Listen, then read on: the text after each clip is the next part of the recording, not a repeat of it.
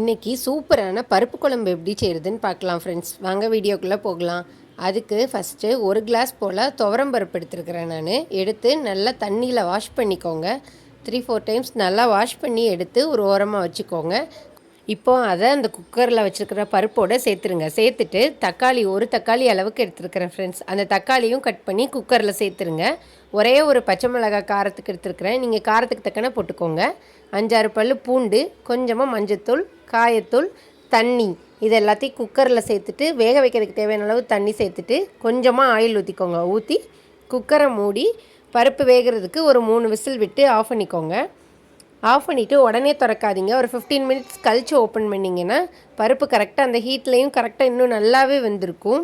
கரண்டி வச்சு கிண்டினாலே ஃப்ரெண்ட்ஸ் சூப்பராக குழஞ்சி வந்திருக்கும். மத்து போட்டு கடையணுன்னு கூட அவசியம் இல்லை. நீங்கள் லைட்டாக கலக்கி விட்டாலே போதும், சூப்பராக கரைஞ்சி வந்துடும்.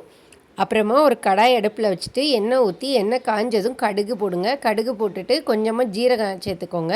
ரெண்டுமே பொரிஞ்சதும் கருவேப்பிலை சேர்த்துக்கிறேன்.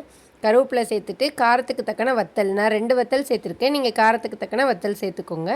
சேர்த்துட்டு சின்ன வெங்காயம் கொஞ்சம் போல் கட் பண்ணி வச்சுக்கிறேன். ஒரு 5-6 வெங்காயத்தை அதை இதில் போட்டு நல்லா வதக்குங்க. தாளிசத்துக்கு இது நல்லா வதங்கட்டும். லைட்டாக சால்ட்டு சேர்த்து வதக்கிக்கோங்க. இது வதங்கினதும் நம்ம வச்சுருக்கிற பருப்பை இதில் ஊற்றி இறக்கிடலாம் ஃப்ரெண்ட்ஸ். சூப்பரான பருப்பு குழம்பு குயிக்காகவே ரெடி ஆயிரும். இப்போ வதங்கிருச்சு இல்லையா? வதங்கினோடனே இப்போ பருப்பு ஆட் பண்ணியிருக்கிறேன். ஆட் பண்ணிவிட்டு சால்ட்டு போதுமானு செக் பண்ணி பாருங்கள். பத்தலைன்னா சால்ட்டு இந்த கன்சிஸ்டன்சியில் இருக்கும்போது சேர்த்துக்கோங்க. இப்போது இதில் கொத்தமல்லி இலை லைட்டாக கட் பண்ணி வச்சுக்கோங்க ஒரு ஓரமாக.